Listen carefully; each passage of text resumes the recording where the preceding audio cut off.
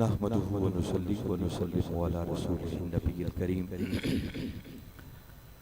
अम्मा बाद फ़ाऊज़ु बिल्लाहि मिनश शैतानिर रजीम। बिस्मिल्लाहिर रहमानिर रहीम। क़ाल अल्लाहु तबारक व तआला फ़िल क़ुरआनिल मजीद कुल ला अस्अलुकुम अलैहि अजरा इल्लल मवद्दत फ़िल क़ुरबा। सदक़ल्लाहुल अज़ीम। काबिल एहतराम सदर मजलिस पीरे तरीक़त जनाब साहबज़ादा सैयद शफ़ाअत रसूल शाह साहब दामत बरकातुहुमुल आलिया और वाजिबुल एहतराम साहबज़ादा सैयद हिमायत रसूल शाह साहब दामत बरकातुहुमुल आलिया और काबिल एहतराम जनाब साहबज़ादा सैयद सआदत रसूल शाह साहब दामत बरकातुहुमुल आलिया और वाजिबुल एहतराम जनाब हाजी अमीनुल कादरी साहिब मोहतरम मियाँ मोहम्मद काशिफ साहिब मोहतरम रब नवाज अंजुम साहिब मियाँ अब्दुल कादिर साहिब मोहतरम खुर्रम शहजाद मोहतरम आसिफ अजीज साहिब मोहतरम राना गजनफर साहिब और हजरत अल्लामा मोहम्मद उस्मान सिद्दीकी दीगर काबिल एहतराम उलमाए किराम मशाइख़ इज़ाम साहबज़ादगान मुअज़्ज़ज़ मेहमानान गिरामी कायदीन तहरीक मिनहाजुल कुरान और आज की इस अज़ीमुश्शान ज़िक्र इमाम अली मकाम इमाम हुसैन अलैहिस्सलाम की मजलिस में हाजिर होने वाले जुमला ख़वातीन व हज़रात,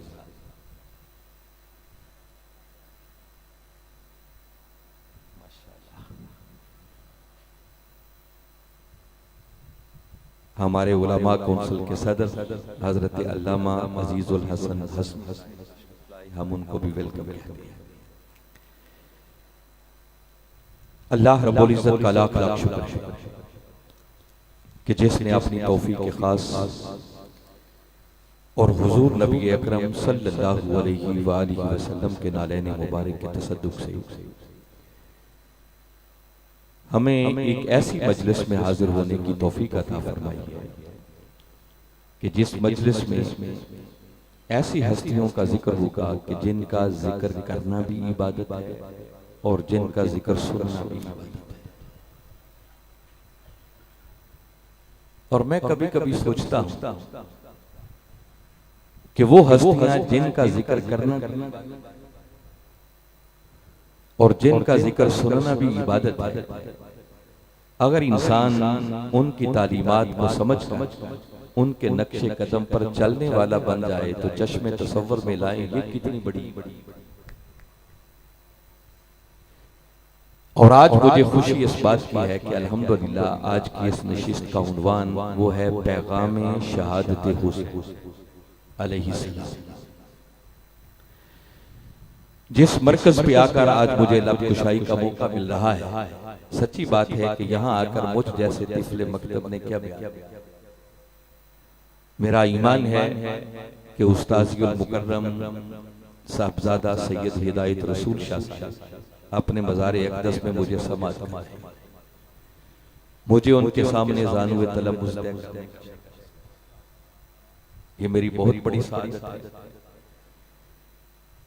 और फिर ये इल्म व फन का मरकज़ जिस मजलिस में उलमा ही उलमा, तो उनके सामने मैंने क्या बयान करना है।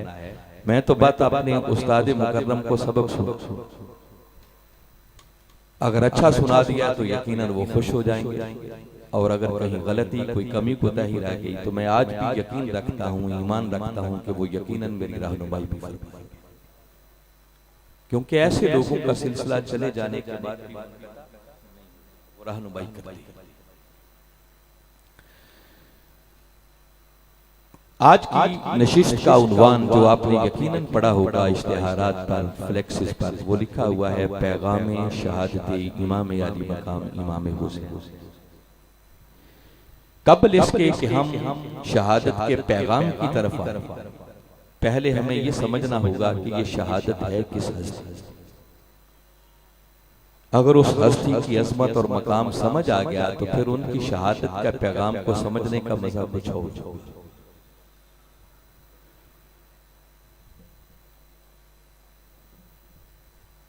हाज़रीन मुकर्रम, इस कायनात इंसान और इस कायनात हस्तबूत के इस बात में तो रत्ती बराबर किसी शक की कोई गुंजाइश नहीं है कि सबसे ऊंचा मर्तबा अगर कायनात में किसी का है तो वो अल्लाह की जात है। वो हमारा खालिक है, वो हमारा मालिक है, वो इस पूरी कायनात को पैदा करने वाला है। तो उस खालिक की शान और अज़मत का मुकाबला मखलूक तो नहीं कर सकती। उसके बाद अगर मखलूक का जायजा लिया जाए तो इसमें भी किसी इख्तिलाफ की कोई गुंजाइश नहीं है कि उसकी मखलूक के अंदर सबसे ऊंची शान और मर्तबा अगर किसी का है तो वो ज़ात मोहम्मद मुस्तफ़ा। और किसी ने एक जुमले के अंदर ही बात मुकम्मल कर दी कि बाद अज़ खुदा बुज़ुर्ग कोई अल्लाह के बाद इस कायनात के अंदर अगर सबसे ऊंची शान, सबसे ऊंचा मकाम, सबसे ऊंचा मर्तबा किसी का है तो वो कमली वाले आका अल्लाह और उसके रसूल के बाद अगर जायजा लेना हो कि कोई कितना आज़ीम है, कोई कितना बुलंद है, वो कितनी शान वाला है, कितनी अजमतों का, तो वक्त के मुजद्दिद के कदमों में बैठकर जो कुरान और हदीस का निचोड़ मैंने सीखा वो क्राइटेरिया एक है कि जो जितना कमली वाले आका सल्लल्लाहु अलैहि वसल्लम के करीब होता चला जाएगा वो उतना ही बुलंद से बुलंद। आगे सारी अजमतों का मयार सिर्फ इस क्राइटेरिया पर डिपेंड करता है।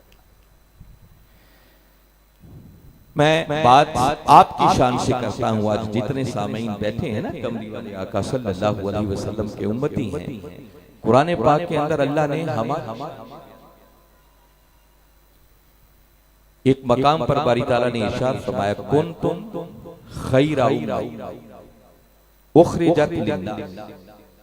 फरमाया मेरे महबूब के उम्मतियों सुन लो कि आदम अलैहिस्सलाम से लेकर हजरत ईसा अलैहिस्सलाम तक जो कमो बेश 1.25 लाख के लगभग अंबिया और हर नबी यकीनन कोई उम्मत थी। फरमाया वो जो 1.25 लाख के लगभग उम्मतें आई, मैं खुदा ऐलान कर रहा हूं कि उन सारी उम्मतों में से सबसे अफजल बेहतर उम्मत अगर कोई है तो वो उम्मत मोहम्मद मुस्तफा। फरमाया तुम सबसे बेहतर। सोचने की बात है कि अगर हम अपने अहवाल का जायजा लें तो कभी आपने गौर किया कि हमें ऐसे कौन से सुरखाब के पर लगे जिस वजह से अल्लाह रब्बुल इज्जत ने हमें सारी उम्मतों में से अफजल करार दिया। कोई कहे कि हो सकता है साबिका उम्मतों में गुनाहगार बहुत ज्यादा होंगे तो अल्लाह ने इसलिए हमें अफजल। तो कभी अपने अपने गिरेबानों में हम झांक कर देखें तो सच्ची बात है कि गुनाहों से लथपथ जिंदगी अपने अमाल देखकर इंसान के रोकते। अगर कोई कहे कि शायद इस उम्मत में नेकोकार ज्यादा है, अल्लाह के वली ज्यादा है, बरगुज़ीदा ज्यादा है, सुलहा ज्यादा है, तो बाबा ऐसे लोगों की साबिका उम्मतों में अल्लाह ने बड़े बड़े बरगुज़ीदा लोग। मैं जस्ट आपको चलते चलते एक दो मिसालें देता हूं कि कभी गौर करें साबिका उम्मतों में किस किस दर्जे के हामिल। सूरह नमल हुआ पढ़ते हैं, सुलेमान अलैहिस्सलाम दरबार लगाए बैठे हैं, बल्का सबा 900 मील दूर से उनकी बारगाह में हाजिरी के लिए चलते और आप अपने हाजरीन से कहते हैं कि कोई है जो मलका सबा के यहाँ पहुंचने से पहले पहले उसका 900 मील दूर पड़ा हुआ तख्त उठा दिया। एक जिन खड़ा हुआ, काला इफ्रीतु मिनल जिन अना आतीका बिही क़ब्ल अन तक़ूमा मिन मक़ामिक, खड़ा हुआ और अर्ज करने लगा कि अल्लाह के पैगंबर अगर इजाजत हो तो आपकी ये मजलिस खत्म होने से पहले पहले वो 900 मील दूर पड़ा हुआ तख्त उठा के ला। आपने फरमाया इतनी ताखीर से नहीं, जल्दी चाहिए, मगर जिन ने अगली कोई ऑफर या पेशकश नहीं। फिर आपका एक ऐसा उम्मती खड़ा हुआ, कुरान ने जिसकी तारीफ फकत इतनी की है, वकाल अल्लज़ी इंदहु इल्मुम मिनल किताब। एक वो शख्स खड़ा हुआ जिसके पास सुलेमान अलैहिस्सलाम पर उतरने वाले सहीफे के इल्म में से थोड़ा सा इल्म। वो खड़ा हुआ और अर्ज करने लगा, अना आती कभी कबला अन यरतद्दा इलैका तरफुक। ए अल्लाह के नबी, अगर इजाजत हो तो आपकी पलक झपकने से भी पहले वो 900 मील दूर पड़ा हुआ तख्त उठा के यहाँ। मैं आपको कुरान की बात सुना रहा हूं कि जरा कुरान से सुने कि बारी ताला ने साबका अंबियों में, अंबियाए किराम की उम्मतों में कितने कितने तसव्वुर। वो ये नहीं कह रहे कि अल्लाह के पैगंबर आप जरा आंख बंद करके खोलें तो तख्त इधर होगा, कबला अन यरतद्दा इलैका तरफुक। इसका माना यह है कि अभी आप आंख बंद भी नहीं करने पाएंगे, तख्त मौजूद। और खाली उन्होंने दावा नहीं किया, इधर बात की, तख्त लाके आ गया। और कुरान कहता है, फलम्मा राआहु मुस्तकिर्रन इंदहु, जैसे ही सुलेमान अलैहिस्सलाम ने वो तख्त अपनी नजरों के सामने मौजूद पाया तो बेसाख्ता बोल उठे, काला हाजा मिन फज़्ल रब्बी, ये सारे का सारा मेरे रब का फज़्ल। तो जरा चश्मे तसव्वुर में लाएं कि उस उम्मत की अज़मत का आलम क्या होगा कि जिस उम्मत में सिर्फ सुलेमान अलैहिस्सलाम का वो उम्मती कि जिसके पास उस सहीफे का पूरा इल्म और पलक झपकने से पहले वो 900 मील दूर चला भी जाता है और तख्त उठाकर ले भी आता है। तो सोचिए उन उम्मतों में भी कैसे कैसे तसर्रुफात के हम जिनका जिक्र कोई किस्सा कहानी की किताब नहीं, आपका कुरान कर रहा है। अस्हाबे कहफ का वाकया तो आपने सुना होगा। मैं बताना चाह रहा हूं कि अगर कोई ये समझे कि हम इसलिए अफजल हैं कि हमारे अंदर बड़े बड़े नेक अल्लाह के बरगुज़ीदा, तो भाई साबिका उम्मतों में भी कम नहीं। अस्हाबे कहफ साबिका किसी नबी के उम्मती हैं। उनके बारे में कुरान कहता है कि वो एक गार के अंदर 309 साल तक लेटे। और मैं उनकी अजमत और शान में कुरान की एक ही बात बताता हूं जो हमेशा के लिए कुरान ने अपने अंदर महफूज किया। वह फरमाया, वतरा शम्स इज़ा तला तज़ावर अन कहफिहिम ज़ातल यमीन व इज़ा गरबत तक़रिदुहुम ज़ातश शिमाल। वो 3 सदियों तक जिस गार में लेटे रहे, बारी ताला ऐलान कर रहे हैं कि चूंकि गार थी ना, दोनों तरफ से ओपन थी, खुली। जब सूरज तलू होता तो एंगल ऐसा बनता था, जाविया ऐसा था कि जब सूरज तलू होता तो तब भी उसकी शुआएं गार के अंदर, दूसरी तरफ जब गुरूब होने लगता तो तब भी सूरज की तपश उसकी। कुरान बयान कर रहा है कि बारी ताला ने अपने उन नेक बंदों की खातिर 3 सदियों तक सूरज के तलू और गुरूब के निजाम को बदल। जब सूरज तलू होता तो वो दाहिनी जानब थोड़ा सा कतरा के गुजर जाता, और जब गुरूब होने लगता तो बाईं तरफ थोड़ा सा कतरा के गुजर जाता। अरे चश्मे तसव्वुर में लाए उन हस्तियों की अज़मत का आलम क्या होगा कि जिनकी खातिर बारी ताला ने 3 सदियों तक सूरज के तलू और गुरूब के निजाम को बदला।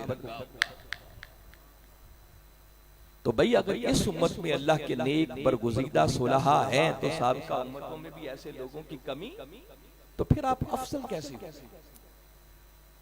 इसका जवाब सिवाय इसके और कुछ नहीं कि हमें अफसल सिर्फ इस बात ने बना दिया कि हमें निस्बते मुहम्मद मुस्तफा, बस कमली वाले आका सल्लल्लाहु अलैहि वसल्लम की निस्बत जो मुयस्सर आई, इस निस्बत ने हमें कायनात की सारी उम्मतों से अफजल बना दिया। सिर्फ एक ही वजह है, इसके अलावा कोई और वजह नहीं। अज़वाज मुतहरात की बात कुरान करता है। अब देखिए हैं तो वो भी खबर, जब तक मेरे आका के निकाह में नहीं आई थी शायद कोई उनको, मगर मेरे आका के अक़द में आने की देर थी। कुरान ऐलान कर रहा है, या निसा अन्नबी लस्तुन्ना कअहदिम मिनन निसा। फरमाया है मेरे महबूब की अज़वाज सुन लो, मेरे मुस्तफा के अक़द में आने के बाद अब तुम कायनात की आम औरतों जैसी औरतें नहीं। कमली वाले आका सल्लल्लाहु अलैहि वसल्लम की निस्बत ने उनको कायनात की दीगर औरतों से मुनफरद कर दिया। उनकी अज़मत और शान बढ़ गई। और इस अज़मत का सबब, रीजन, वजह फकत कमली वाले आका। हमारा अकीदा है सहाबा किराम रिज़वानुल्लाहि अलैहिम अजमईन वो खुश नसीब लोग कि जिन्होंने मेरे आका सल्लल्लाहु अलैहि वसल्लम की ज़ाहिरी हयात मुबारका के अंदर कलिमा पढ़ा और फकत आका के वद्दुहा मुखड़े को तक लिया और फिर उनका खातिमा ईमान। बस ये जो उन्होंने एक लम्हे के लिए आका के वद्दुहा मुखड़े को ईमान की हालत में तका, इस तक लेने ने उनको इतना ऊंचा बना दिया कि अब क़यामत तक कोई बड़े से बड़ा वली, कुतुब, अब्दाल, जिस जैसे कभी कोई गौसुल आज़म भी आ जाए तो मेरे आका के अदना से सहाबी का मुकाबला। अदना मैंने सिर्फ समझाने के लिए कहा है, वरना मेरे आका का कोई सहाबी भी अदना एक से बढ़कर, मैं सिर्फ समझाने के लिए कह रहा हूं।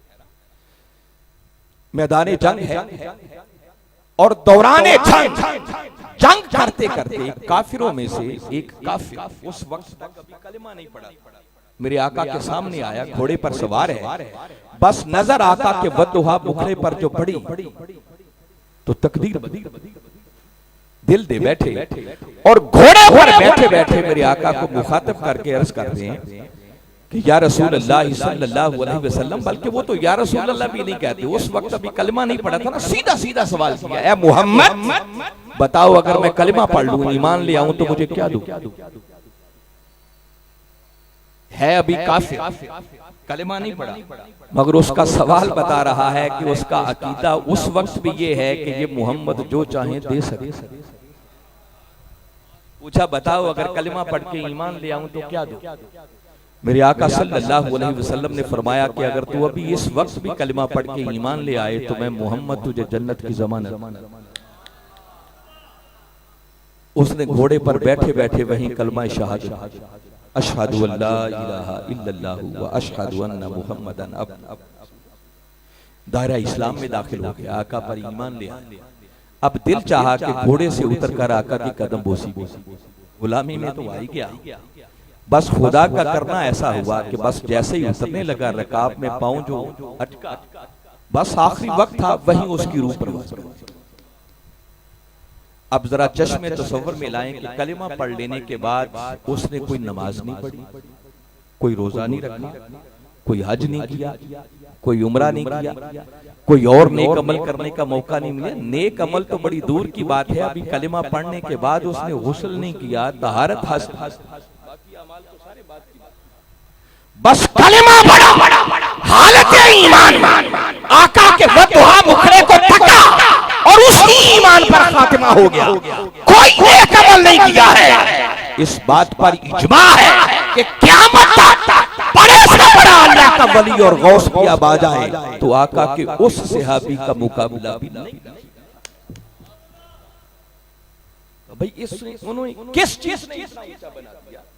इसका जवाब सिवाय इसके और कुछ नहीं है कि बस वो जो ईमान की हालत में एक मर्तबा कम वाले आका के वद्दुहा मुखड़े को तका, बस इस तकने ने इतना ऊंचा बना दिया कि अब उनका मुकाबला। मैं आपको वो मेयारे फजीलत बता रहा हूं जिससे किसी को मफर नहीं है, इनकार नहीं है कि अब जिसको फजीलत मिलेगी उसी को मिलेगी जो जितना कमली वाले आका के करीब जिसकी निस्बत जितनी मजबूत। कुरान पाक सूरह बलद है, कसम खाता है कुरान, ला उक़सिमु बिहाज़ा, मैं शहर मक्का की कसम नहीं खाता। फरमाया मुझे क्या पड़ी कि मैं शहर मक्का की कसम, मेरा घर है तो हुआ करे मगर इस वजह से कसम नहीं खाता। यहाँ अंबिया के मज़ारात हैं तो हो, फरमाया इस निस्बत की वजह से कसम नहीं खाता।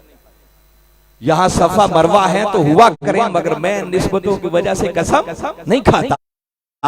और आगे फरमाया व अंत हिल्लुम बिहाज़ल बलद, मगर खाता भी हूँ और खाता सिर्फ इसलिए हूँ कि महबूब इस शहर की गलियों में तू हरामे ना।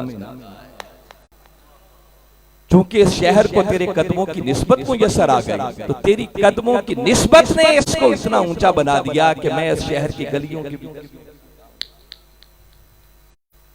तो मयारे फजीलत। आप मदीना में जाते हैं, मदीना शरीफ में, तो मस्जिद नबवी के अंदर एक हिस्सा है जिसको हम कहते हैं रौज़तुम मिन रियाद, वो जन्नत के बागात में से एक बाग है, जमीन का एक टुकड़ा है, मस्जिद का हिस्सा है। तो कभी आपने सोचा कि उस हिस्से को जन्नत का बाग कैसे, उसकी रीजन और सबब क्या?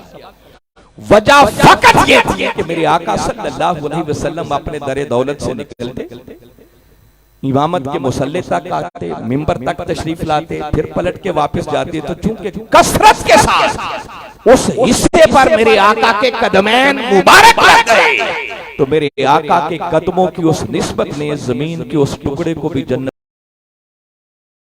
का बाग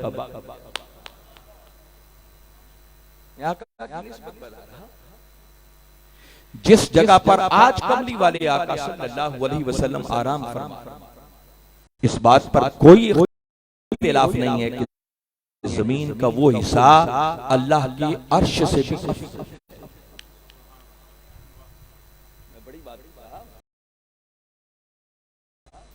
क्या बता रहा हूं, अर्श से भी अफजल है। भाई उस हिस्से को अफजल कैसे बना दिया गया, किसने बनाया? जवाब कोई और नहीं है, एक ही कि बस आज भी कमली वाले आका के जसदे मुबारक के साथ जुड़ा हुआ है, लिहाजा अल्लाह का अर्श भी उसका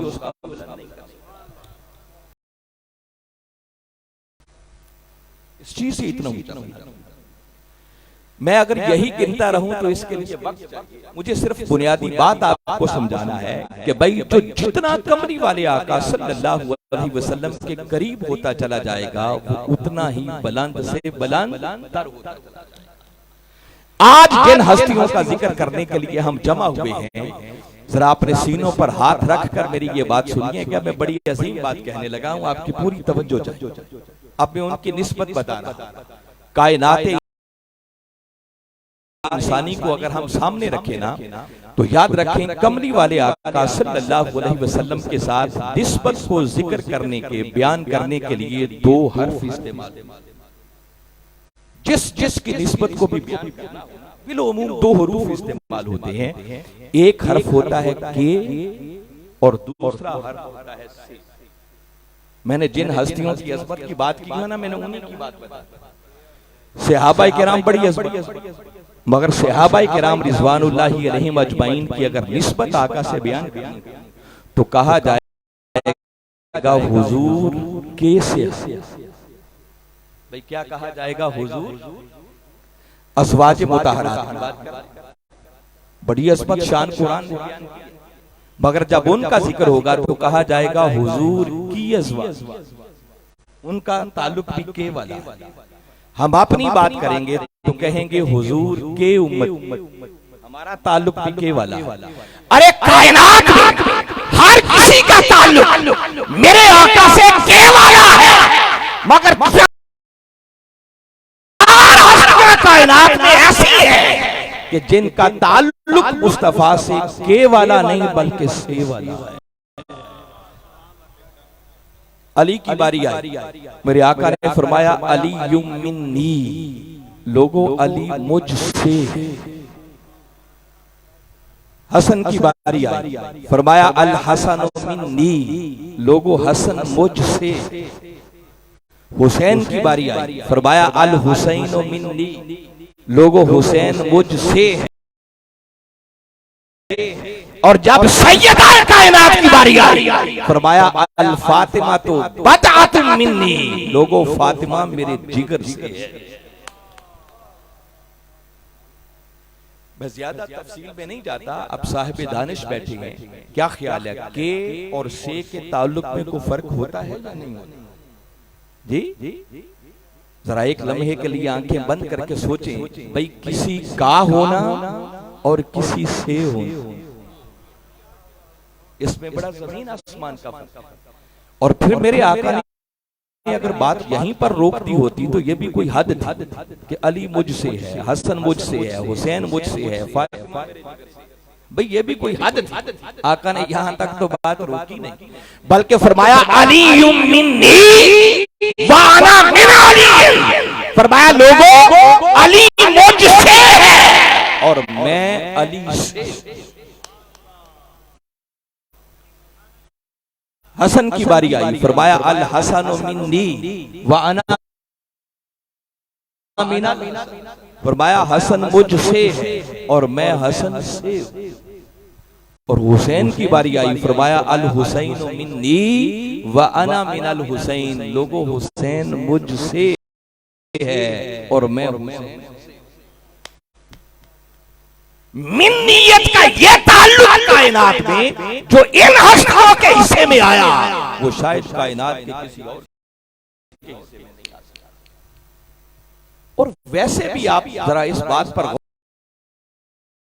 गौर करें कि जो रिश्ता इन हस्तियों को मेरे आका की ज़ात अक़दस के साथ क्या है कि बारी ताला ने इस कराबत की मोहब्बत कुरान के अल्फाज की शक्ल में तक जो आयत करीमा मैंने गुफ्तगू के उन्वान के तौर पर पढ़ी। अब जरा खुद कमली वाले आका से पूछे ना, जरा उनकी ज्यादा कुर्बत वाले कौन हैं, करीबी। सूरा शूरा कुरान पाक का 42वां सूरा है और उसकी आयत नंबर 23 का दरमियानी हिस्सा है जो मैंने तिलावत। बारी ताला ने फरमाया कुल महबूब जरा अपनी मीठी मीठी जुबान से ऐलान फरमा दो, ला असअलुकुम अलैहि अज्र, कि लोगों मैं उस पर तुमसे कोई अजर कोई मुआवजा तलब नहीं करता। किस पर, इसका जिक्र कोई नहीं। कुरान ने सिर्फ इतना कहा है अलैहि, उस पर। किस पर, इसका जिक्र नहीं। इजमाल है, इसके अंदर बहुत कुछ आ जाता है। बस इतना कहा कि महबूब जरा ऐलान फरमा दो कि मैं उस पर तुमसे कोई अजर का सवाल नहीं करता, किसी मुआवजे का सवाल नहीं करता। इल्लल मवद्दता फिल कुर्बा, हाँ अगर कोई सवाल है तो सिर्फ एक कि मेरी कराबत से मवद्दत। पहले मैं सिर्फ अहले इल्म ने जो इसकी तफसीर की अलैहि, जो बिलउमूम आप तर्जुमे में तफसीरों में पढ़ते होंगे, ये जो बारी ताला ने फरमाया कि महबूब जरा अपनी मीठी मीठी जुबान से ऐलान कर दो कि लोगों में उस पर, यानी किस पर। फरमाया ये जो मैंने तबलीग रिसालत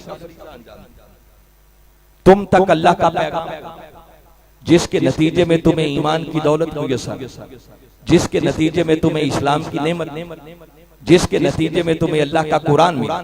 फरमाया ये जो तबलीग रिसालत का मैंने फरीजा अंजाम दिया और तुम्हें कुफ्र की वादियों से निकाल कर ईमान वालों की दुनिया में लाके खड़ा कर दिया। फरमाया इस पर तुमसे किसी अजर का सवाल नहीं करता। हाँ अगर मेरी वफाओं का सिला देना चाहते हो, मेरी गुलामी का हक अदा करना चाहते हो, तो सवाल सिर्फ एक है कि फिर मेरी कराबत से मोहब्बत और मवद्दत। जब ये आयत करीमा उतरी और मेरे आका सल्लल्लाहु अलैहि वसल्लम ने सहाबाए किराम रिज़वानुल्लाहि अलैहिम अजमईन के सामने ये आयत तिलावत की पहली महफिल, तो मौका पारी कुछ सहाबाए किराम ने आका की बारगाह अक़दस में एक सवाल और अर्ज की कि आका या रसूल अल्लाह सल्लल्लाहु अलैहि वसल्लम मन कराबत हाउलाई अल्लज़ीना वजबत अलैहि, कि अल्लाह के रसूल जरा ये भी साथ ही वजाहत फरमा दें इस कराबत से मुराद कौन है, वो कौन है जिनकी मवद्दत को, जिनकी मोहब्बत को अल्लाह ने हमारे ऊपर वाजिब करार दिया। मैं इस बात पर तवज्जो चाहता हूं क्योंकि बहुत सारे तलबा बैठे हुए हैं, इस बात को अपने मन की पिन्हाइयों में उतारें। सहाबाए किराम की जुबान मुबारक से जो लफ्ज निकला वो क्या है कि आका वो कौन है जिनकी मवद्दत इस आयत करीमा के जरिए अल्लाह ने हमारे ऊपर वाजिब करार, वजबत अलैहि, अल्लाह ने वाजिब करार दिया। मेरे आका सल्लल्लाहु अलैहि वसल्लम ने नहीं फरमाया कि किस चीज के वाजिब होने की बात। आका का इस पर तबसरा न करना, इसका मतलब कि इस बात का इस बात है, सबूत है कि हाँ कुरान की ये आयत कुछ हस्तियों की मोहब्बत को अहले ईमान पर वाजिब।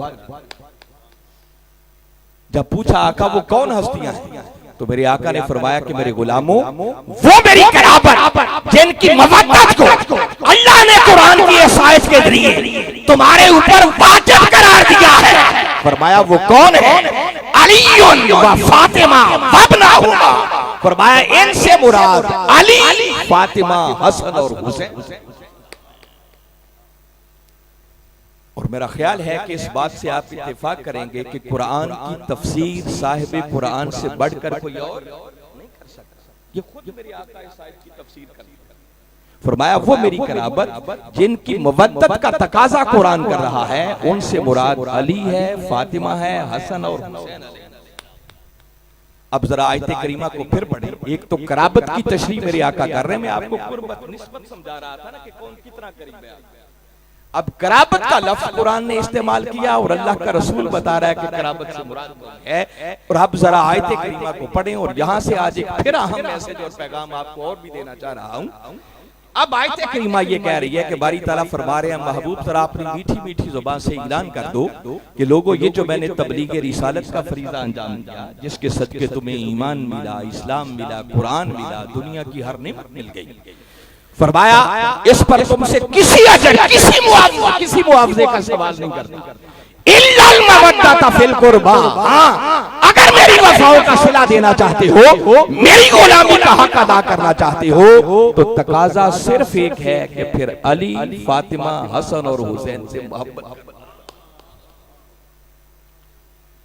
यहां तो लफ्ज वाजिब का इस्तेमाल हुआ है ना, और यही वाजिब का लफ्ज बसा औकात फर्ज के लिए भी इस्तेमाल।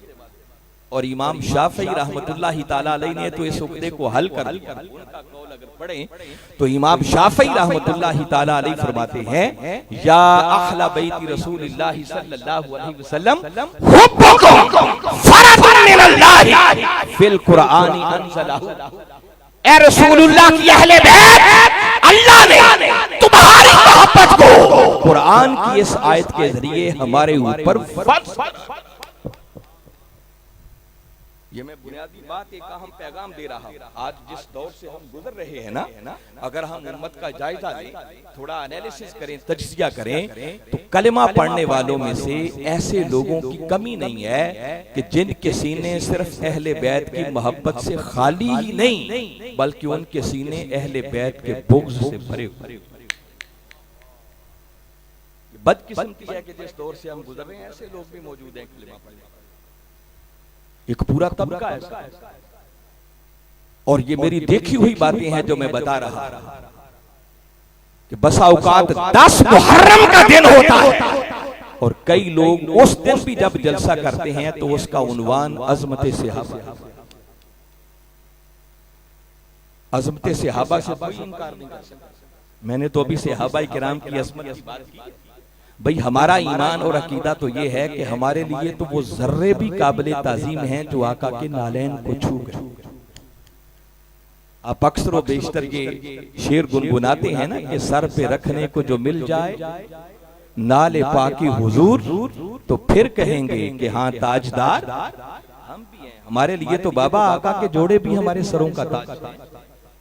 तो चे जाए कि वो सहाबा किराम जिन्होंने आका की ज़ाहिरी हयात मुबारका के अंदर कलिमा पढ़ के शर्फ से आका की मजलिस मुकद्दस में बैठने का शर्फ हासिल, आका के वद्दुहा मुखड़े को तकते रहे, आका की जुबान अक़दस से निकलने वाली मीठी मीठी बातें सुनते रहे, और आका के लाए हुए दीन की सरबुलंदी की खातिर फिर अपना तन मन धन सब कुछ कुर्बान करते रहे। तो बाबा अगर आका के नालैन से छूने वाले जर्रे भी काबिले ताज़ीम है, तो ऐसी हस्तियों का अदब, उनकी ताज़ीम, वो हमारे ईमान का हिस्सा है।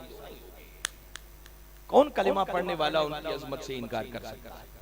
मगर अगर कोई 10 मुहर्रम के दिन भी जलसा सहाबा किराम की अजमत के उन्वान से करे ना, तो इसका माना यह है कि दर हकीकत वो सहाबा की अजमत नहीं बयान करना चाहता, बल्कि सहाबा की अजमत का उन्वान रखकर वो जो सीने अहले बैत के बुग़्ज़ से भरे हुए हैं ना, वो उस बुग़्ज़ का इज़हार करना चाहते हैं।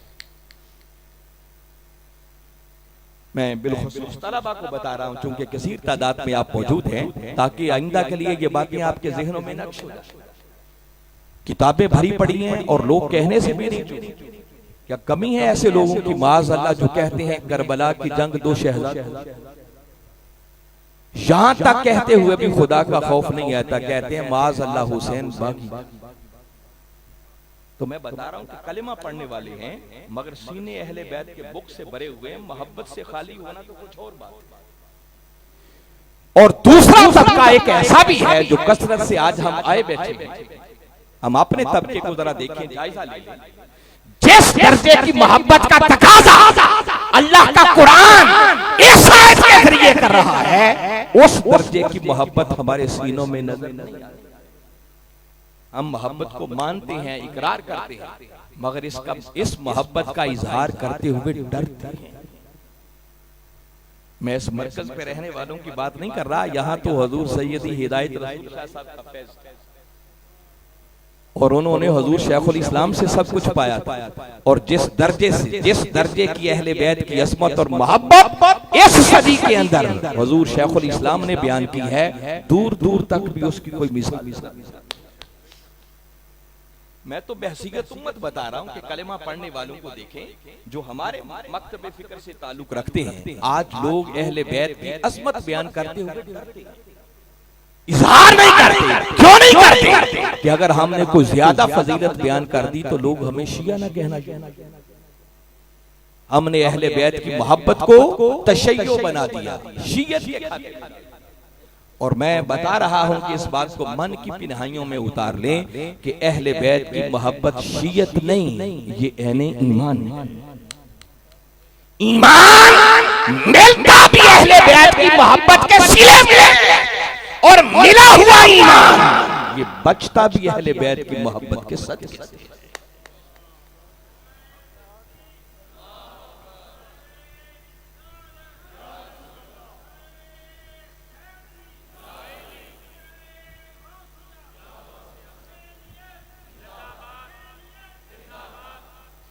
तो कभी हुसैन का नाम लेते हुए, अली का नाम लेते हुए, हसन का नाम लेते हुए, सैयदा कायनात की असमत बयान करते हुए आपके दिलों में घुटन महसूस, ढंके की चोटी पर बयान करना चाहिए। किसी फतवे का डर नहीं होना चाहिए। मालूम नहीं है ये डर, ये खौफ कहां से पैदा हो, इसके जरासीम कहां से अंदर दाखिल। और मैं बता रहा हूं जो कुरान की आयत में पढ़ रहा था, ये मेरा सब्जेक्ट नहीं था कि आज मैं इस पर बात करते, मगर आयत आ गई तो मैं जरूरी समझता हूं कि ये पैगाम को, ये फितना है जो आज के दौर में पाया जाता है। याद रखें अहले बैत की मोहब्बत कोई मुस्तहब अमल नहीं है कि कर ली तो ठीक, ना की तो कोई बात। अहले बैत की मोहब्बत ये कलिमा पढ़ने वालों पर फर्ज और फराइज में भी फर्क होता है। अगली बात, नमाज पढ़ना भी फर्ज है, ज़कात देना भी फर्ज है, रोजा रखना भी फर्ज है। मगर आप कभी सोचें कि कोई शख्स नमाज ना पढ़े तो क्या नमाज ना पढ़ने से कोई काफिर होता है? काफिर नहीं होता।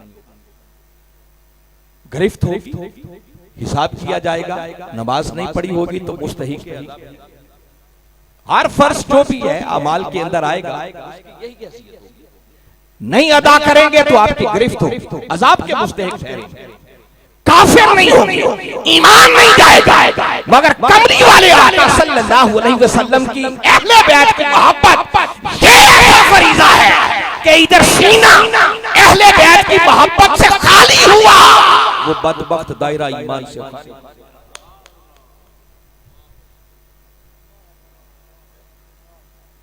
मैं तालिब इल्माना बात कर रहा हूं, मगर इतने डंके की चोट पे इसलिए कह रहा हूं कि उस हस्ती के कदमों से निस्बत है जिन्होंने इस सदी में पूरी दुनिया को इल्म की खैरात। इसलिए जितनी बात करता हूं उसका जिम्मेदार मैं खुद। तो अहले बैत की मोहब्बत में बता रहा हूं ये कोई मुस्तहब अमल नहीं है कि कर ली तो ठीक, ना हुई तो हुई, ये फर्ज। ये वजह है कि आप कमली वाले आका सल्लल्लाहु अलैहि वसल्लम के फरामीन को उठाकर देखें, मेरे आका ने कितना जोर दिया है इन हस्ती। मैं सिर्फ वक्त बचाने के लिए एक एक का नाम नहीं लेता, मेरे आका ने तो एक एक हस्ती का नाम लिया, फिर उनको इकट्ठे बिठाकर फरमाया मन अहब्बा फकत अहब्बानी व मन अहब्बानी फकत अहब्बल्लाह। फरमाया सुन लो, जिसने अली, फातिमा, हसन और हुसैन से मोहब्बत की गोया उसने मुझसे, और जिसने मुझसे मोहब्बत की गोया उसने अल्लाह से मोहब्बत की, और जिसने अल्लाह से मोहब्बत की फरमाया अल्लाह उसे जन्नत में दाखिल। फिर फरमाया मन अबगदा हाउला फकद अबगदानी व मन अबगदानी फकद अबगदल्लाह। फरमाया जिसने इन हस्तियों से बुग़्ज़ रखा गोया उसने मुझसे, और जिसने मुझसे बुग़्ज़ रखा उसने खुदा से बुग़्ज़ रखा, और जिसने खुदा से बुग़्ज़ रखा अल्लाह उसे जहन्नम की आग में दाखिल कर देगा। आका के इन फरामीन में एक चेन है, एक रब्त, जिसका मतलब यह है कि जन्नत में सिर्फ वो जाएगा जिसके दिल में अल्लाह की मोहब्बत हो, और अल्लाह की मोहब्बत उस सीने में होगी जिस सीने में रसूल की मोहब्बत हो, और जिस सीने में रसूल की मोहब्बत होगी हो नहीं सकता कि उस सीने में अहले बैत, जिसका मतलब अल्लाह की मोहब्बत, रसूल की मोहब्बत और जन्नत में दाखिल होना, ये सब कुछ डिपेंड करता है अली, फातिमा, हसन और हुसैन की मोहब्बत। इनकी मोहब्बत है तो अल्लाह के रसूल की मोहब्बत भी तस्लीम की जाएगी, अल्लाह की मोहब्बत रसूल की मोहब्बत मानी जाएगी, और जन्नत में भी तुम्हें दाखिल कर दिया जाएगा। और अगर सीना इन हस्तियों की मोहब्बत से खाली है तो उल्टे लटक कर भी गले फाड़ फाड़ के तकरीरें करते रहें, वाज़े करते रहें, तबलीगें करते रहें, नमाजें पढ़ते रहें, सजदा रेज़ियां करते रहें, वो आपकी नमाजें हाथ उम्रे वो टकरे हो सकती है, सऊदिया का विज़िट हो सकता है, इबादत नहीं बन सकता। इबादत तब बनती है जब पहले सीने में कमली वाले आका की अहले बैत की मोहब्बत। इमाम शाफी रहमतुल्लाहि ताला ने, मैं जो आधा कौल पहले सुनाया है उसके अंदर साथ ही आगे वो बयान करते हैं, वो कहते हैं कि अल्लाह के रसूल की अहले बैत तुम्हारी कतरा मंज़िलत के लिए यही बात काफी है कि उस वक्त तक किसी शख्स की नमाज नहीं हो सकती जब तक कि वो पहले तुम पर। इसलिए मैं फिर जोर दे के कहता हूं कि अहले बैत की मोहब्बत ये कोई मुस्तहब अमल नहीं है, इसको लाइटली मत ले, ये ईमान से ताल्लुक रखती है। अहले बैत की मोहब्बत है तो ईमान है, अहले बैत की मोहब्बत नहीं तो वो सीना ईमान से भी खाली, इस्लाम से भी खाली, कुरान से। मेरे आका ने इसीलिए फरमाया कि जो मेरी अहले बैत की मोहब्बत की कश्ती में सवार हो, फरमाया नजात, और जिसने मेरी अहले बैत की मोहब्बत की कश्ती में सवार होने से इराद किया, मुंह मोड़ा, फरमाया वो गर्क हो गया, तबाह हो गया, उसका कुछ भी बाकी नहीं। फिर मेरे आका सल्लल्लाहु अलैहि वसल्लम ने फकत फरमाया ही नहीं कि इनसे मोहब्बत करो, बल्कि मोहब्बत करके दिखाई, प्रैक्टिकली करके दिखाए। भाई दीन क्या है? जो कुछ कमली वाले आका सल्लल्लाहु अलैहि वसल्लम ने किया, जो कुछ फरमाया और जो आपके सामने हुआ, जिससे आपने मना नहीं किया, वो सब आका की सुन्नत ठहरी, और वो सारा मिला दें तो उसी को दीन इस्लाम। दीन से हटकर किसी और शय का नाम। तो मेरे आका ने अपनी जुबान अक़दस से फरमाया कि इनकी मोहब्बत क्या है। अल्लाह ने कुरान की आयतें नाज़िल की, अब अल्लाह का रसूल मोहब्बत करके दिखा रहा है ताकि किसी को उलझन ना रहे, शक बाकी ना। कसरत के एक आध बार की बात नहीं है, कई बार ऐसा है। मेरे आका दोनों शहजादों को अपने कंधों पर सवार कर, एक को दाएं कंधे पर बिठाते, दूसरे को बाएं कंधे पर सवार करते, और बाहर मदीना की गलियों में। हुजूर शैखुल इस्लाम फरमाते हैं कि मैंने कई बार सोचा कि अगर आका ने उनको कंधों पर सवारी करवानी ही थी तो ये शौक घर की चार के अंदर भी पूरा हो सकता, बाहर मदीना की गलियों में लाने की जरूरत नहीं। मेरे आका ने एक मर्तबा दोनों शहजादों को कंधों पर बिठाया, मदीना की गली से गुजर रहे, और अचानक सैयदना उमर फारूक रजी अल्लाह तआला अन्हु की नजर जो पड़ी तो बेसाख्ता देखते ही उनकी जुबान से निकला कि शहजादों तुम्हारी सवारी कितनी अच्छी है। नजर सवारी पर गई।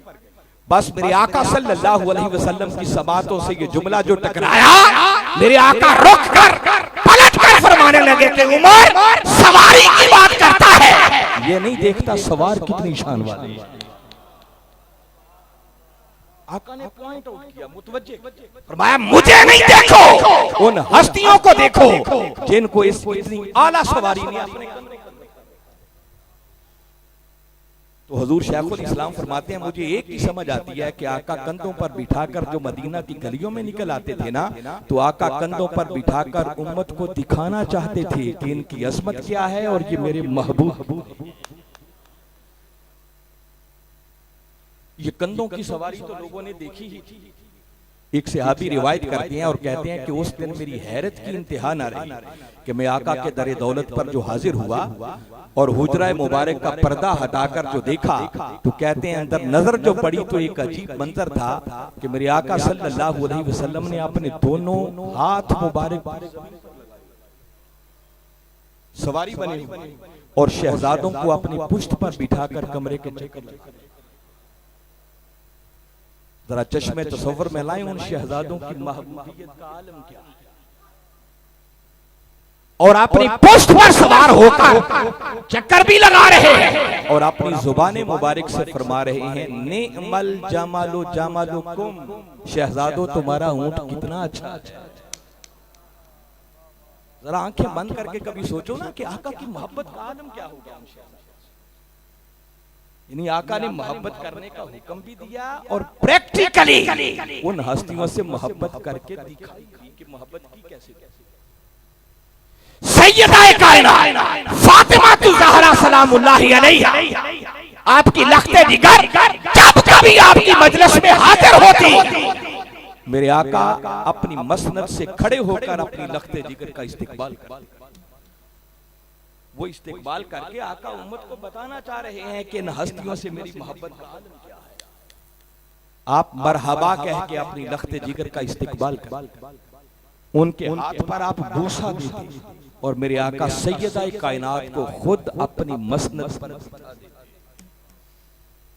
और सैयदना उमर फारूक रज़ी अल्लाह ताला अन्हु रिवायत करते हैं, कहते हैं उस दिन मेरी हैरत की इंतहा ना रही।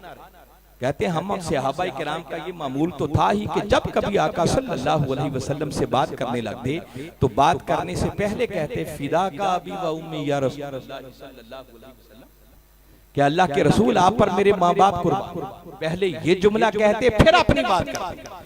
कहते मैंने अपने कानों से सुना कि कमली वाले आका सल्लल्लाहु अलैहि वसल्लम सैयदा कायनात सलामुल्लाहि अलैहा से बात करने लगे। आप बात करने से पहले उनसे फरमा रहे थे, फिदा के अबी व उम्मी या फातिमा, ए फातिमा तुझ पर मेरे माँ बाप कुर्बान।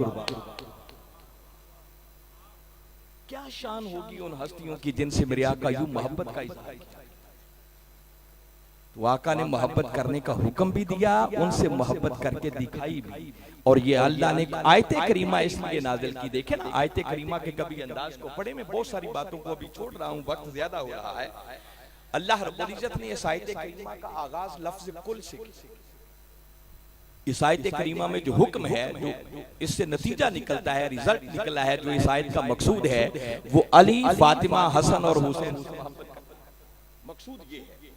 अब इस हुक्म का कुरान की आयत होना ये बता रहा है कि ये हुक्म खुदा है, और लफ्ज़े कुल बता रहा है कि ये फरमाने मुस्तफा। खुदा कह रहा है कि महबूब आप फरमा, तो अल्लाह का हुक्म भी है, फरमाने मुस्तफा भी है, दोहरी ताकीद आ गई। और फिर कभी कभी ज़हन में सवाल आता है कि अगर ये लफ्ज़ कुल ना होता तो समझ तो फिर भी आ जाती भी कुरान की आयत है तो खुदा का ही हुआ होगा, तो कुल को इस आयत का हिस्सा बनाने की जरूरत क्या थी। ये जो बारी ताला ने फरमाया कि महबूब आप फरमा दो, हो सकता है अगर ये लफ्ज़ कुल ना होता तो कोई मन चला ये समझता, को ये बातिल ख्याल उसके ज़हन में आ जाता कि कमली वाले आका सल्लल्लाहु अलैहि वसल्लम ठीक है तबलीग रिसालत का फरीज़ा अंजाम दिया, उनकी वसातत से कायनात की हर नेमत मिली, हमें ईमान मिला, इस्लाम मिला, कुरान मिला, मगर क्या अजीब बात है कि ये सारा कुछ देकर सिर्फ अपने ही रिश्तेदार, अपने ही खानदान, अपनी औलाद, अपनी दामाद की मोहब्बत का तकाजा कर रहे हैं। भाई चार हस्तियां जिनका नाम दिया है, एक दामाद है, एक बेटी है, दो नवासे, तो सिर्फ अपने ही खानदान की मोहब्बत। बारी ताला ने ज़हनों में सवाल के जन्म लेने से भी पहले इसकी जड़ें काट दी और लफ्ज़े कुल को कुरान का हिस्सा बनाकर बता दिया कि लोगों ये फरमान, ये कुरान का हुक्म सिर्फ मुस्तफा का फरमान नहीं है, बल्कि इसके पीछे हुक्म खुदा। फरमाया रसूल से ऐलान करवाने का हुक्म मैं खुदा दे रहा। और फिर कभी आप सोचें कि अगर कोई शख्स को बदबख्त इन हस्तियों से मोहब्बत ना करे तो क्या खुदा की रबूबियत में कोई फर्क आ जाएगा? उसकी फर्क आएगा। कोई इन हस्तियों से मोहब्बत ना करे तो क्या मेरे आका की शान कम हो जाएगी? वो इन हस्तियों की मोहब्बत के मोहताज नहीं। तो कुरान इतना जोर क्यों दे रहा है, अल्लाह इतना जोर क्यों दे रहा है कि महबूब ऐलान कर दो कि अगर मेरी वफाओं का सिला देना चाहते हो, मेरी गुलामी का हक अदा करना चाहते हो, तकाजा सिर्फ ये करता हूं कि अली, फातिमा, हसन और हुसैन से मोहब्बत करना। क्यों? इसमें भी अल्लाह और उसके रसूल को भला, और अल्लाह और उसका रसूल इस बात पर इसलिए जोर दे रहे हैं कि महबूब ने बता दो कि आपने तबलीग रिसालत के जरिए मेहनत करके जिस ईमान की दौलत से इन्हें सरफराज किया है, आप इन्हें बता दो कि अगर इस ईमान की हिफाजत चाहते हो तो ईमान बचेगा उस खुश नसीब का जिसके दिल में पहले अली, फातिमा, हसन और हुसैन की मोहब्बत। उस ईमान की हिफाजत का भी राज समझाया जाए। उसमें भला हमारा है, किसी और का भला नहीं। खैर, ये एक अलग सब्जेक्ट है। और मैं इस जुमातुल मुबारक पे जो मैंने मरकज पे गुफ्तगू की, वो मेरी गुफ्तगू का हिस्सा था। ये पैगाम मैंने वहां पर भी दिया। अपने नौजवानों को, तलबा को ये बात बिलखुसूस समझाना चाह रहा कि कभी इस बात से ना घबराया करें कि अहले बैत की अज़मत बयान कर दी तो लोग हमें शिया कहना। हमने कभी अपने अकाबिरीन को पढ़ा नहीं, उनको सुना नहीं है कि हमारे अकाबिरीन किस दर्जे में अहले बैत की मोहब्बत में फना होकर उनका जिक्र किया, उनकी अज़मतें बयान। और पूरी हिस्ट्री इस बात से भरी। मैं सिर्फ ऐसे चलते चलते नौजवानों के लिए चंद अशार पढ़ रहा हूं, बुजुर्गों से तो कोई बात भी उनके लिए नहीं। आप अक्सर बेशतर एक दुआया और कहते हैं इलाही बहक़ बनी फातिमा कि बरकौले ईमा कुरी खातिमा अगर दावता मरद मनो दस्त दामाने आले रसूल। मालूम है ये दुआया रुबाई किसने? ये किसी शिया ने नहीं लिखी। ये सादी शिराजी रहमतुल्लाहि ताला अलैह, जो कि सुन्नी भी हैं और हनफी, वो अपना बयान करते हैं। आप अक्सर बेशतर एक शेर गुनगुनाते हैं कि तेरी नस्ल पाक में बच्चा बच्चा नूर का, तू है ऐने नूर, तेरा सब घराना। ये किसी शिया ने नहीं कहा। सुन्नियों के आला हज़रत मुजद्दिद दीनों में इमाम अहमद रजा खान बरेली रहमतुल्लाहि ताला अलैह, उन्होंने अपनी मोहब्बत का अक्सर एक शेर पढ़ा जाता है, कत्ले हुसैन असल में मर्गे यजीद है, इस्लाम जिंदा होता है हर। ये किसी शिया ने नहीं कहा। ये मौलाना मोहम्मद अली जौहर का शेर है, जो कि सुन्नी भी हैं और हनफी। फिर सुन्नियत के अलंबरदार, हनफियत के अलंबरदार हकीम उल उम्मत अल्लामा इकबाल से पूछो कि अहले बैत की मोहब्बत क्या है। ये देखो ना, उनका एक शेर लिखा हुआ है, मरियम यक निस्बते ईसा। कुर्बान जाए अहले बैत की मोहब्बत क्या थी वो इकबाल के दिल। कहते हैं हजरत मरियम अलैहिस्सलाम आपका मकाम और मर्तबा तो सिर्फ इस वजह से है ना कि ईसा अलैहिस्सलाम के साथ आपको एक निस्बत, उनकी मां होने का शर्फ हासिल हुआ। और आगे कहते हैं आज से निस्बत हजरत ज़हरा, मगर कुर्बान जाए सैयदा कायनात तेरी शान पर कि तुझे तीन निस्बतों की वजह से अल्लाह ने पहली निस्बत किया नूरे चश्मे रहमतुल लिल आलमीन। क्या सैयदा कायनात आप रहमतुल लिल आलमीन की नूरे चश्मे हैं, इमाम अव्वलीनो आखिरीन। वो रहमतुल लिल आलमीन जो अव्वलीन के भी इमाम हैं और आखिरी। ये पहली निस्बत है। फिर कहते हैं बानुए ताजदारे हालाता। और या सैयदा कायनात आपको दूसरी निस्बत ये मुयस्सर है कि वो ताजदारे हालाता की सौजा होने का शर्फ मिला। कौन से ताजदारे हालाता? उनका जिक्र करते हैं मुर्तजा मुश्किल कुशा शेर।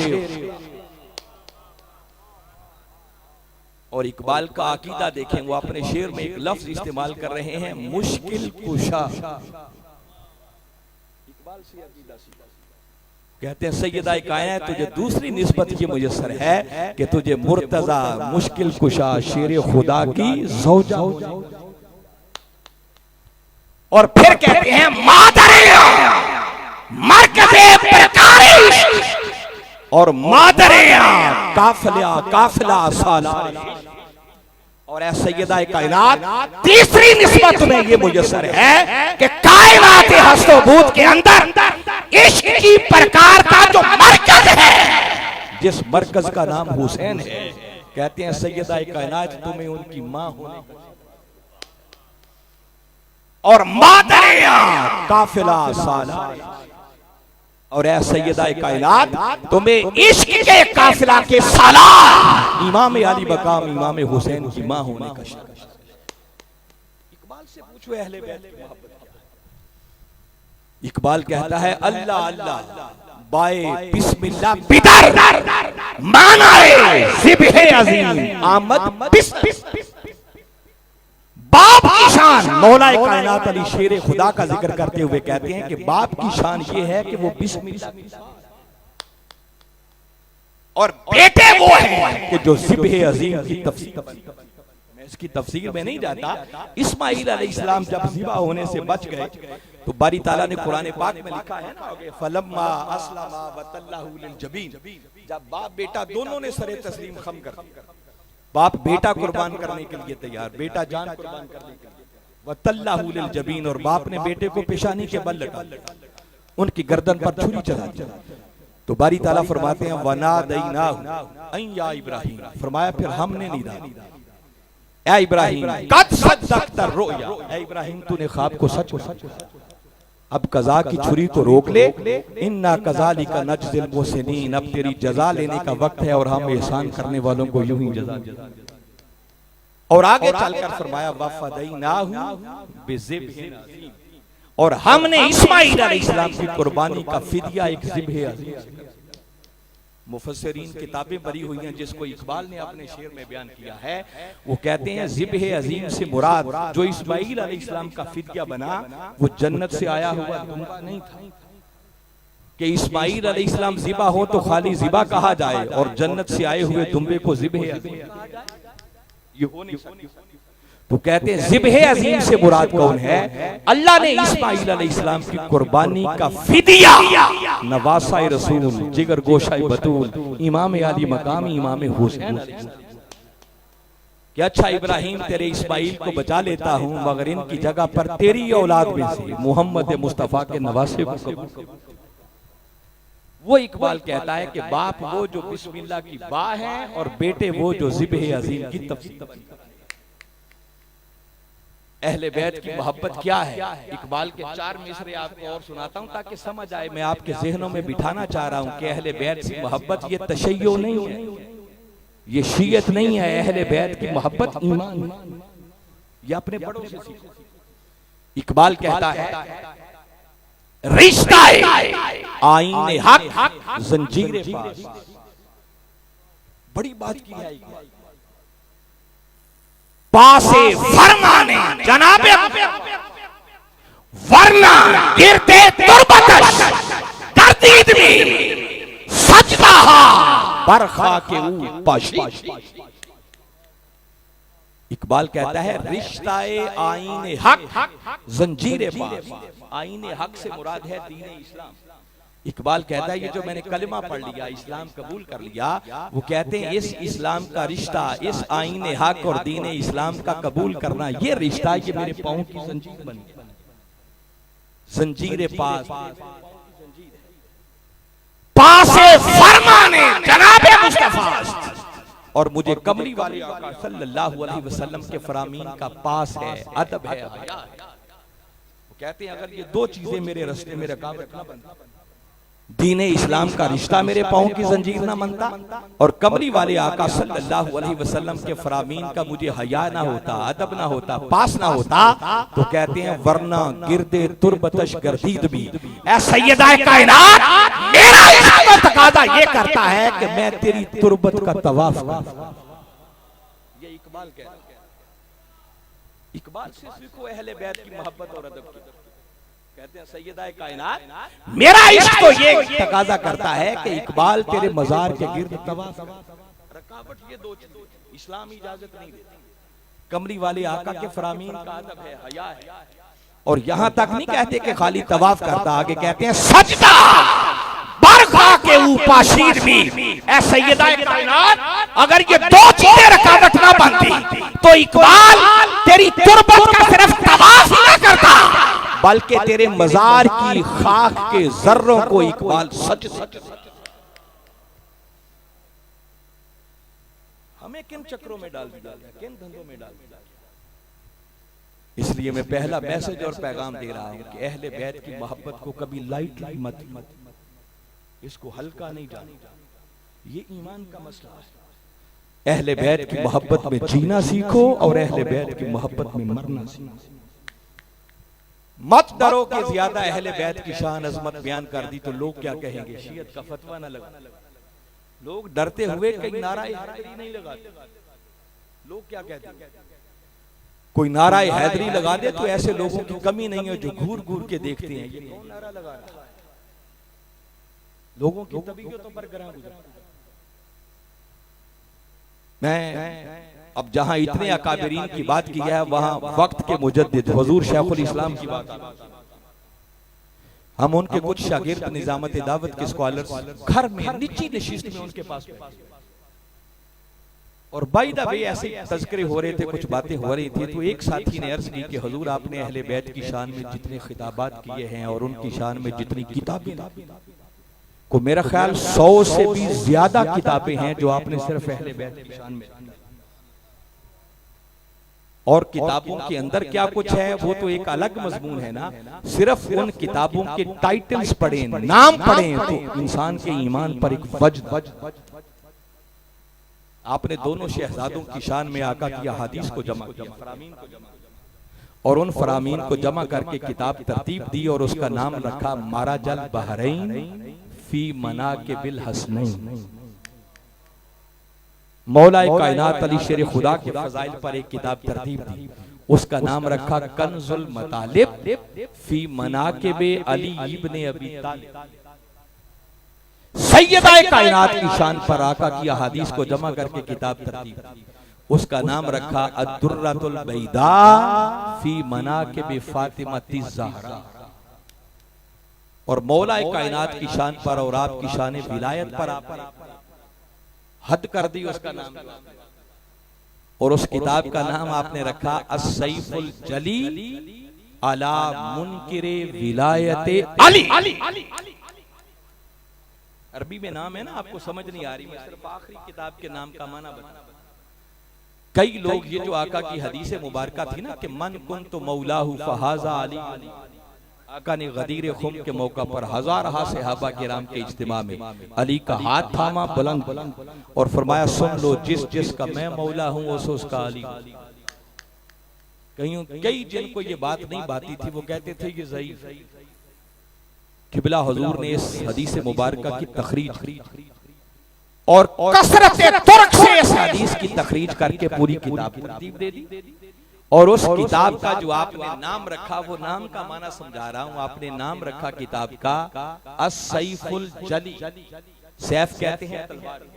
फरमाया मेरी ये किताब एक चमकती हुई तलवार अला मुनकिरे विलायत अली, उस बदबख्त की गर्दन पर जो अली की विलायत का मुनकिर। जरा सोचें जिस किताब के नाम में इतना जोर है उसके अंदर कितना जोर है।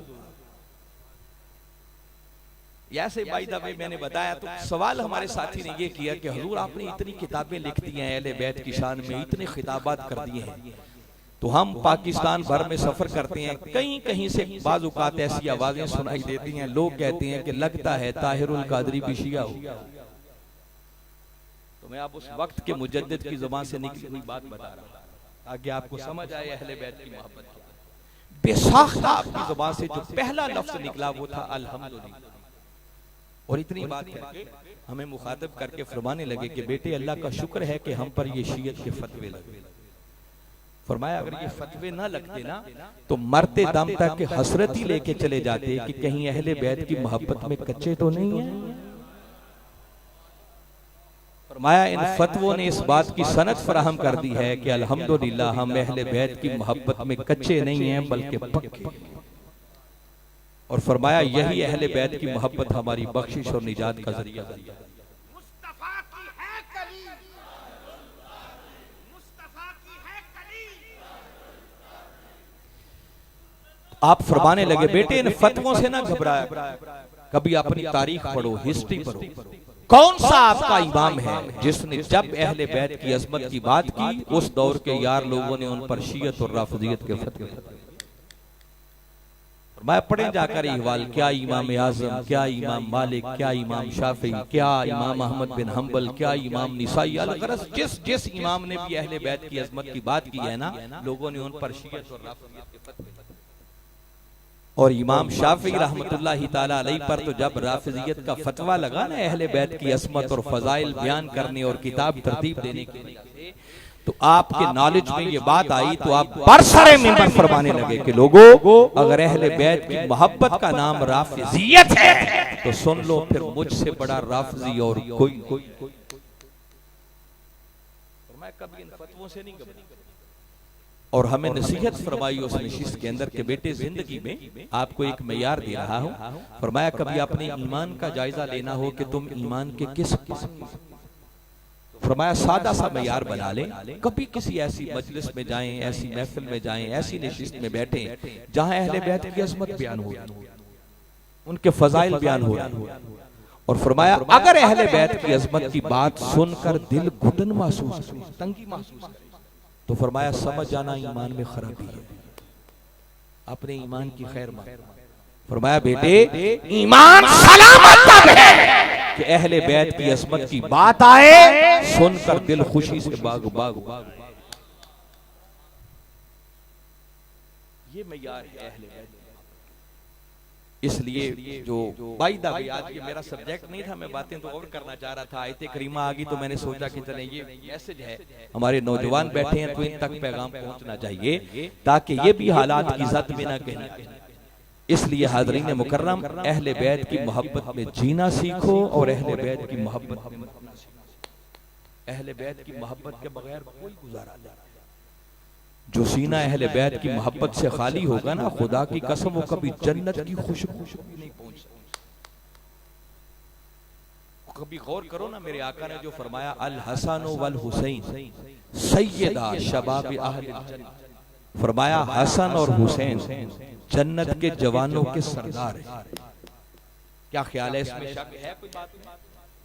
जो शक करे उस बदबख्त का ईमान चला। और हसन और हुसैन को जन्नत के जवानों का सरदार ना आपने बनाया है ना मैंने बनाया। हसन और हुसैन को जन्नत के जवानों का सरदार अल्लाह और उसके रसूल।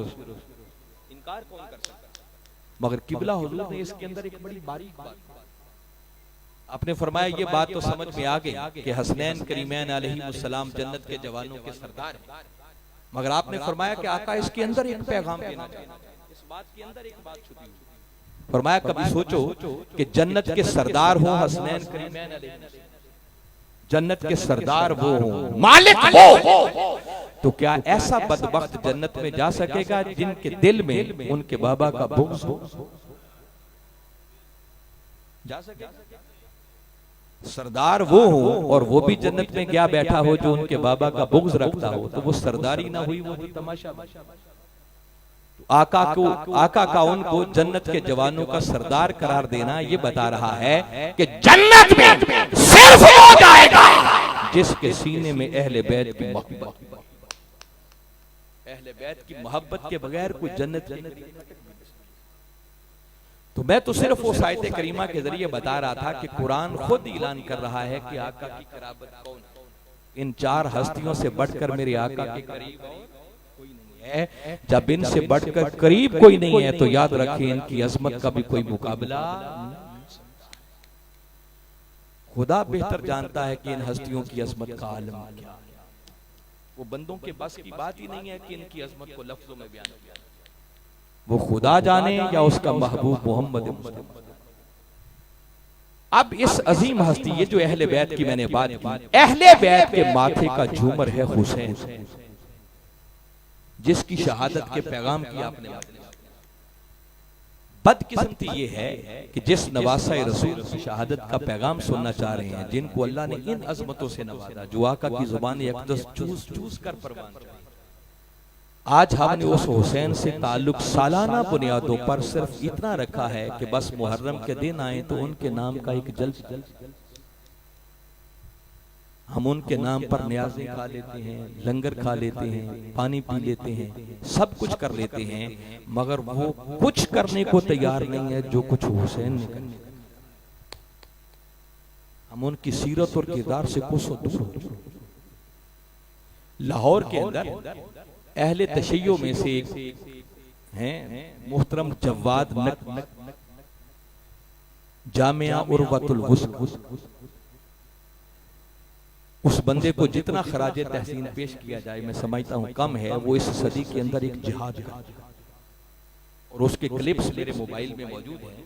उस बंदे ने ये जुमले कहे, वो अपने शिया भाइयों को मुखातब करके कहता है कि मुझे बताएं, ये जो आजादारी तुम मातम करती हो, खैमों को आंखें लगाती हो, आग लगा देती हो, जंजीरें इस्तेमाल करते हो, पता नहीं क्या क्या, और इनमें से हुसैन ने तो कोई काम भी नहीं किया। ये सारे काम तो वो हैं जो यजीद और यजीदियों ने किए। खैमों को आग हुसैन ने नहीं लगाई, यजीदियों ने लगाई। हुसैन पर और अहले बैत के नफूसे कुद्सिया पर तीर चलाए थे, उन पर तलवारें चली थी, नेज़े लगे थे, तो उन्होंने खुद नहीं, वो तो यजीदियों ने लगाई।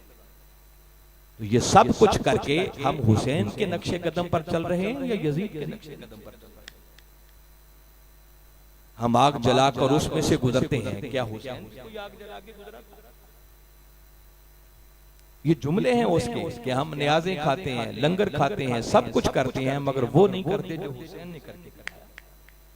और मैं आप लोगों को मुखातब करके कहता हूं कि देख लें, हम अपने गिरेबानों में जाकर देखें, हमने भी सिर्फ नवासा रसूल से सालाना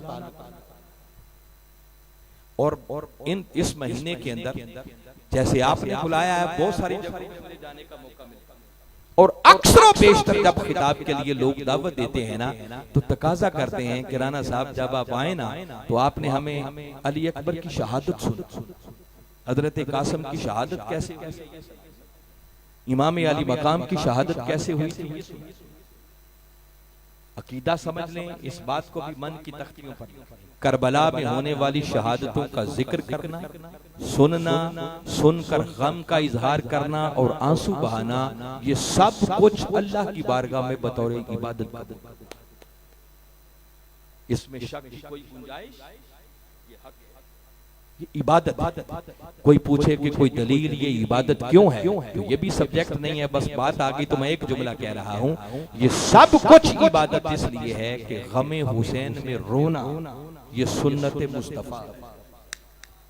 अकीदा बड़ा क्लियर होना चाहिए, उसमें कोई शकूक व शुबहात नहीं होने चाहिए। ये मेरे आका की सुन्नत है, और नबी की सुन्नत पर अमल करना ही, इससे हटकर इबादत किसी और शय का। अभी शहादत हुई नहीं थी, मेरे आका फकत इस शहादत का तसव्वुर करके आंसू बहा, तो लिहाजा ये इबादत, वो अकीदा मैंने बता दिया। मगर कभी ठंडे दिल से सोचें और इस बात पर गौर करें कि मैदान करबला में नवासा रसूल, जिगर गोशा बतूल, इमाम आली मकाम, इमाम हुसैन अलैहिस्सलाम ने जो इतनी बड़ी कुर्बानी, अपना तन मन धन सब कुछ ही राह खुदा में कुर्बान कर, तो क्या उनकी इतनी अजीम कुर्बानी का मकसद ये था कि जब साल के बाद मुहर्रम के दिन आए तो मेरे नाना की उम्मती जमा हो जाएं और हमारी शहादतों की दास्तानें सुने, सुनाएं और बस रो धो के अपने घर निकल जाएं? क्या ख्याल है? इसलिए कुर्बानी दी हो जी? कुर्बानी इसलिए नहीं दी, ये सब कुछ करना मैं कह रहा हूं इबादत, मगर हुसैन ने इतनी बड़ी शहादत और कुर्बानी इसलिए पेश, और हमने असल मकसद को छोड़ दिया, सिर्फ उनकी शहादत की स्टोरियों में खो के उससे आगे चलने की तैयारी। अगर ये बात समझ में ना आ रही हो तो मैं एक मिसाल के जरिए मजीद आपके ज़हनों में पुख्ता करना चाहता हूं। हुसैन और कुरान का बड़ा चोली दामी, हुसैन ने कटे हुए सर के साथ नेज़े की नोक पर सवार होकर भी कुरान की आयत सुनी और मेरे आका ने फरमाया कि ये अहले बैत के नफूसे कुदसिया वो हैं कि कुरान इनसे जुदा नहीं है, ये कुरान से जुदा नहीं। फरमाया हत्ता के क़यामत वाले दिन हौज़े कौसर पर भी आएंगे तो कुरान और अहले बैत इकट्ठी। मैं कभी कभी मेरा ध्यान इस तरफ जाता है कि हमने जो सलूक कुरान के साथ किया है वही सलूक हुसैन के साथ। कभी इस बात पर सोचें, गौर करें। हमने कलिमा पढ़ा, जिस दीन इस्लाम को कबूल किया है, अल्लाह ने उस दीन की खातिर आसमानों से सिर्फ एक ही किताब हमारे लिए नाजिल की है जिसे कुरान कहते हैं। हमारी जिंदगियां बीत गई हैं, आखिरी उम्र में पहुंच जाते हैं, बाल सफेद हो जाते हैं। और जरा बहसियत उम्मत हम अपना जायजा ले लें कि उम्मत में से कितने लोग होंगे जिनको सही ढंग के साथ वो कुरान पढ़ना। इससे बड़ा सवाल हो सकता है। एक ही हमारी किताब है और हमें वो किताब पढ़ना। और फिर जिन खुश नसीबों को वो कुरान पढ़ना आता है, फिर कभी सोचें कि उनमें से वो कितने हैं कि जो पढ़े तो उनको समझ भी आती है कि इस कुरान के